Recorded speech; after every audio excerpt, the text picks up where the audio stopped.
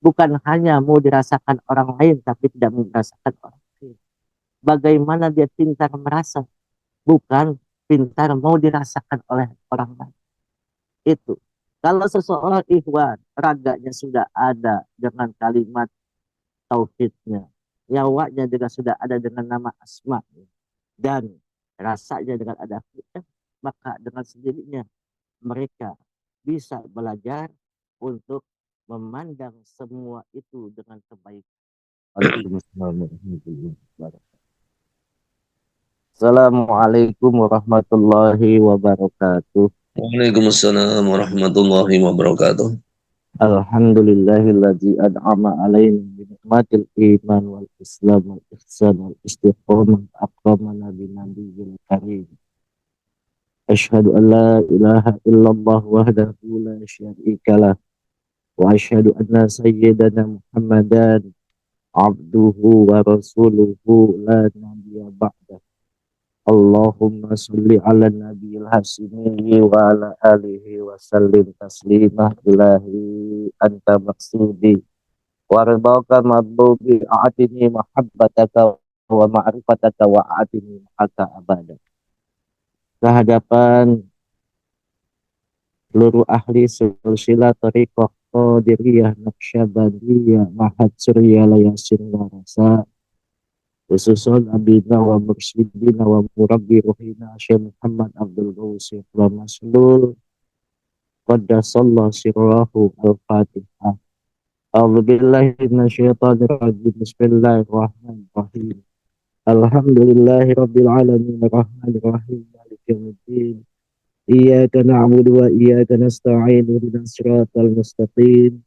Siratal ladzina an'amta 'alaihim ghairil maghdubi 'alaihim waladdallin.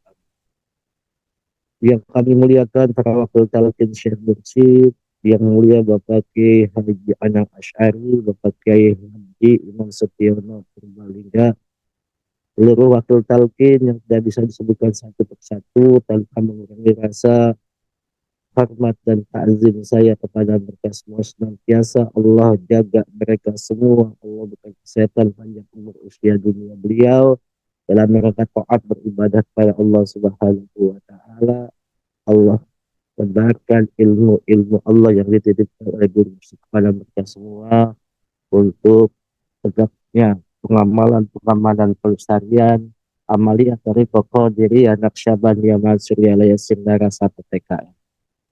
Bunda Kaya Susmono beserta tim MOI yang tidak bisa disebutkan satu persatu senantiasa berkah semuanya segalanya selamanya. Para pemangku manaqib, para pimpinan madrasah Rasulullah dan seluruh ikhwan di seluruh dunia yang sedang menuju hakikat kesucian jiwa rahimakumullah. Pada hari ini kita memasuki Rabu terakhir di bulan Rabius Tsani 1446 Hijriah. Kita tahu berbagai kondisi yang ada di dunia ini hakikatnya Allah lah yang mengadakan. Bagi orang yang beriman, berbagai kondisi itu tak akan membuatnya bergeser sedikit pun untuk menerima dengan ridho serta mensyukuri atas apa yang Allah berikan. Sesuatu yang baik maupun buruk, sebaliknya bagi orang yang kufur atas nikmat, ujian kecil saja akan membuatnya berkeluh kesah dan merana. Pangersat Guru Agung, Pangersa Abah Aus telah memberikan contoh kepada kita untuk membuat imunisasi dengan resep yang telah dicontohkan oleh baginda Nabi Allah Muhammad Sallallahu Alaihi Wasallam. Yang pertama, bersihkan diri dari segala penyakit hati seperti opet atau kikir. atau pelit. Kalau bahasa Indianya meregehe, serakah, banyak menghayal, melamun, sombong, ingin tenar, iri dengki, goflah kepada Allah, ujub atau ini dibanggakan oleh orang lain, berpaling dari kebajikan. Dan yang luar biasa adalah dendam kesumat. Dia punya unek-unek luar biasa. Pemarah dan mudah marah. Dia hanya menghormati orang kaya yang soleh karena kekayaannya. Kufur ni'mat, mengedepankan sifat tercela. Menghormati hanya tamu orang gedean saja. Dan mencampakkan tamu yang rongsokkan saja atau orang-orang miskin. Mabuk pujian. Hal-hal itulah menjadi mediator masuknya penyakit dari luar ke dalam diri. Ini jelas sabda Rasulullah Shallallahu Alaihi Wasallam bahwasanya ala bizikrillahi tatma'innul qulub, dan itu dibuka dalam hadis walaupun dari Al-Qur'an. Dengan berzikir itu hati itu akan bagaimana tazkiyatun nafs, pembersihan jiwa kita, diri kita dari segala penyakit hati. Maka guru kita mengajarkan paling sedikitnya berzikir kepada Allah, semiskin-miskinnya, sekopet-kopetnya, itu ba'da sholat minimal 165, jangan sampai kurang, kalau perlu lebih, lebih dan terus lebih. Supaya apa? Supaya dia bisa terbawa dengan orang-orang yang sudah dibawa oleh Allah Subhanahu wa Ta'ala. Masyarakat ikhwan rahimakumullah. Yang kedua yang dicontohkan oleh Rasulullah Shallallahu Alaihi Wasallam dari guru agung kita pemirsa Aba Awas, memperbanyak berbuat baik untuk diri sendiri dan untuk orang lain. Seperti kita melaksanakan sholat sunnah, sodakoh, menafkahkan sebagian harta, taat serta tunduk patuh pada peraturan agama dan negara. Pandai menempatkan diri, yaitu merasa di bawah orang lain yang akan berbuah timbulnya sifat saling menghormati. Lebih-lebih melaksanakan apa yang ada dalam wasiat bangsa guru almarhum, yaitu dalam tanbih sebagai sumber kesehatan jasmani. Ini bagaimana sifat kita memperbanyak berbuat baik untuk diri kita khususnya dan untuk orang lain. Jadi setiap perbuatan kita diawali dengan ibda binafsi. Awali dari diri pribadi sendiri. Kalau kita melihat orang lain, ya boleh-boleh saja. Tapi yang lebih baik bagaimana kita mengawali kebaikan dari diri kita sendiri. Maka buahnya kita akan memandang seseorang itu dengan kebaikan, dengan kecintaan, dengan keindahan. Maka tidak ada sifat yang menimbulkan merasa paling dihormati. Tapi kita memulainya, kita hormati orang lain dahulu. Lebih-lebih yang disampaikan oleh wasiat guru kita kepada yang orang di atas, kepada orang yang di bawah, pada yang tinggi keilmuannya, dan kepada orang miskin. Bagaimana guru kita mengajarkan kepada kita semua agar apa? Kita bisa menyampaikan semua itu awali dari diri sendiri dengan berbuat kebaikan, maka akan timbul kebaikan. Kemarin siang saya kumpul dengan Pak Haji Wahyun di ITC untuk pelaksanaan manakib ke daerah Jawa, Bali, dan Lombok. Yang perlu ada dalam diri ikhwan semua, bagaimana membangkitkan rasa bukan hanya mau dirasakan orang lain, tapi tidak mau dirasakan orang lain. Bagaimana dia pintar merasa, bukan pintar mau dirasakan oleh orang lain. Itu. Kalau seseorang ikhwan, raganya sudah ada dengan kalimat tauhidnya, nyawanya juga sudah ada dengan nama asma, dan rasanya dengan ada fi'il, maka dengan sendirinya mereka bisa belajar untuk memandang semua itu dengan kebaikan, mendapatkan semua itu dengan keikhlasan dan keridhaan yang diberikan Allah kepada kita semua. Masyarul ikhwan rahimakumullah. Yang ketiga adalah banyak bersodakoh. Sodakoh dapat menyembuhkan penyakit. Maka sabda Rasulullah, as-sodakoh itu tatfa'ul bala. Sodakoh itu menjauhkan bala untuk kita. Yang tadinya semestinya kita akan mendapatkan kemalangan, kita akan mendapatkan sakit. Dengan sodakoh itu menjauhkan dari bala. Dan sodakoh itu membuat kita menjadi orang-orang yang disayang, dilirik oleh Allah Subhanahu wa Ta'ala. Sabda Rasulullah Sallallahu Alaihi Wasallam, dawu mardokum bisodakoti, sembuhkan penyakitmu dengan sodakoh. Kalau ada ikhwan sekarang ini masih punya penyakit yang luar biasa dalam diri, banyak bersodakoh. Cari sodakoh tujuannya apa? Sebagai wasilah untuk kesehatan kita, sebagai wasilah untuk penyembuh penyakit raga kita, atau penyembuh penyakit daripada batin kita. Perbanyak sodakoh, jangan memandang orang-orang yang kita berikan sodakoh. Setiap pagi saya suka ke depan, ada bapak-bapak tua tukang mengambil botol-botol bekas. Saya tidak tahu bapak-bapak itu siapa. Yang terpenting kalau setiap dia datang, saya berikan beliau ada teh manis dan makanan. Apa yang dikatakan pedagang di situ? Tak, itu nggak tahu. Itu kan yang diberikan kan bukan orang Islam, orang kafir.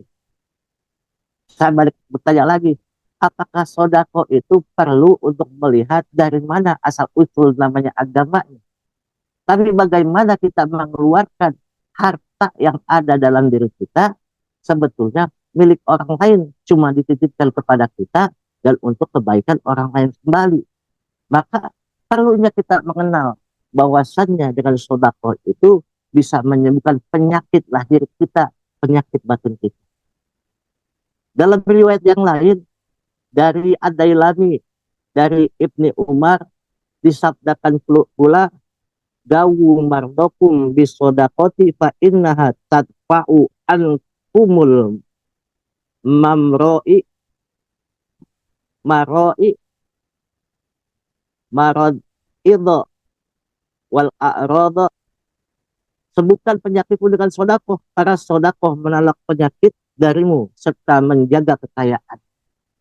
Jadi sodakoh itu bukan hanya jadi penyebab kita diberikan kesembuhan oleh Allah, tapi juga menjaga harta kita. Karena dengan sodako itu sama juga mencari kawan-kawannya untuk kita mendapatkan limpahan rezeki dari Allah Subhanahu wa Ta'ala. Kalau dalam bahasanya, engkau jamu tamu-tamuku, maka aku akan menjamu dirimu semua untuk mendapatkan keberkahan dari siapa itu menjamu? Menjamu orang-orang yang datang kepada. Malah guru kita mengatakan, bila ada yang datang ke rumah kita, jangan dilihat mau pakaian yang bagus, mau namanya perlente. Kalau bisa jangan ditolak sampai 9 kali, jangan ditolak. Kalau kita punya 500 kasih saja, 100 kasih saja. Jangan sekali-kali kita menolak orang yang meminta-minta. Paling tidak sampai 9 kali kita harus berikan. Walaupun dalam hal ini kita belajar untuk ikut kepada guru agung kita. Itu ada sesuatu kebaikan. Maka semua penyakit akan dapat disembuhkan oleh Allah Subhanahu wa Ta'ala. Masyarul ikhwan rahimakumullah. Sodako akan menjadi masker. Masker yang sangat ketat untuk menjaga masuknya penyakit dari luar. Serta menjaga semua kekayaan baik harta maupun keluarga. Maka sodako ibarat investasi yang berharga. untuk menyelamatkan diri dari berbagai bencana. Cek orang Sunda mengistilahkan dengan banda tatalang raga. Jadi benda kita itu namanya menjadi master raga kita, tatalang raga daripada penyakit. Orang kopet, orang pelit alias keket, merege hese, buntut kasir, hidupnya akan selalu mendapat kesulitan. Malah malaikat pun selalu mendoakan orang yang kopet dengan kata semoga hilang. Hati-hati, jangan kita di depan guru agung kita merasa itu lebih dermawan. Kalau di belakang guru agung kita kopet. Itu malaikat mendoakan kita. Semoga hartanya segera hilang. Semoga hartanya segera musnah. Bahkan bagi orang-orang yang murah tangan untuk memberi orang, malaikat berdoa dengan kalimat, semoga diganti dengan yang lebih baik. Maka malaikat doakan, semoga diganti dengan yang lebih baik. Maka kalau kita bersodako, sodako untuk diri kita, untuk kesehatan kita, sodako untuk anak-anak kita, agar anak-anak kita menjadi anak-anak yang soleh dan soleh. Sodako untuk orang tua kita yang telah meninggal dunia, semoga Allah angkat derajat dan tempat yang mulia di sisi Allah. Itu cara sodako, agar kita tahu fungsinya sodako. Tapi sodako yang luar biasa adalah memberikan kepada guru agung kita, bangsa Abah, awas dengan kemampuan kita, pakai nama tak pesak, dan namanya letak kalau bisa dengan namanya bicara kita, itu pun sodako.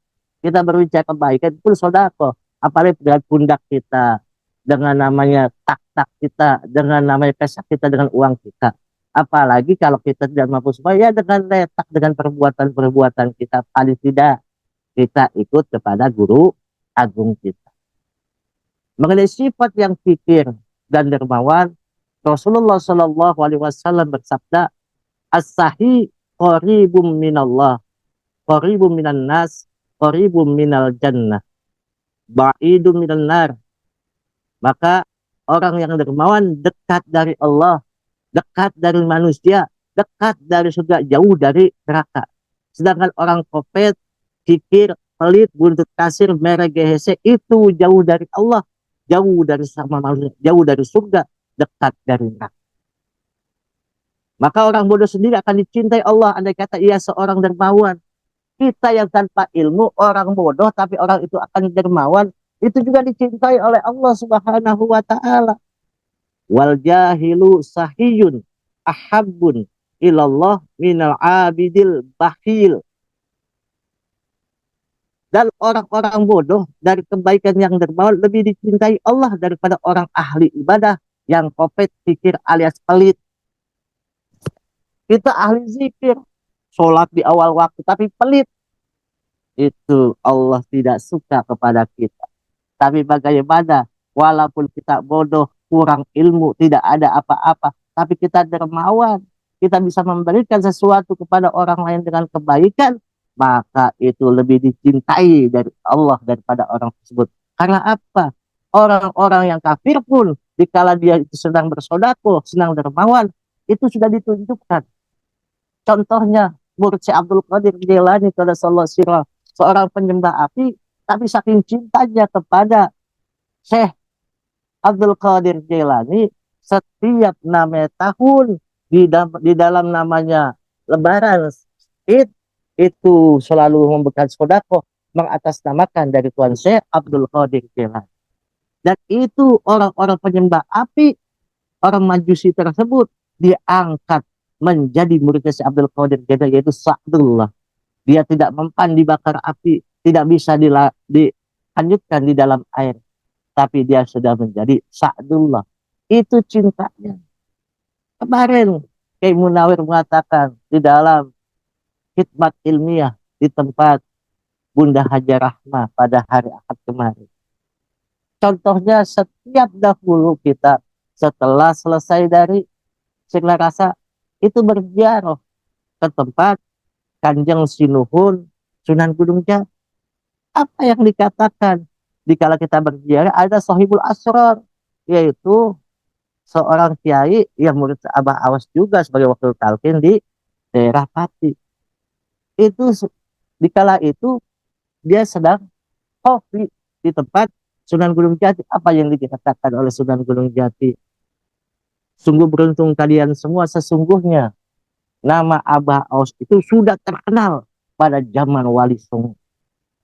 Orang yang cinta saja kepada guru kamu, yaitu Muhammad Abdul Gaus, maka akan selamat dari siksa Allah, akan ditempatkan tempat orang-orang yang mulia secara garis besar. Itu adalah keindahan yang kita diberikan oleh Allah Subhanahu wa Ta'ala. Maka sudah bersyukur kita kepada Allah. Bagaimana kita sudah diberikan alat yang luar biasa. Bersodakoh dengan lisan kita, bersodakoh dengan hati kita, bersodakoh dengan perbuatan kita, dan semuanya kita lakukan semata-mata ilahi anta maksudi waridaka mabbubi a'tini mahabbataka wa ma'rifataka wa a'tini ma'aka abada. Semoga Allah berkahi semuanya segalanya selamanya. Mohon maaf bila ada kata-kata yang salah, yang benar hanya milik guru agung kita semua pada saat ini. Yang salah adalah kelalaian dan kebodohan daripada lisan yang tidak pernah ingat kepada Allah. Wallahul muwaffiq ila aqwamit thoriq. Wassalamualaikum warahmatullahi wabarakatuh. Waalaikumsalam warahmatullahi wabarakatuh. Allahumma salli ala nabiyil hashimiyyi Muhammad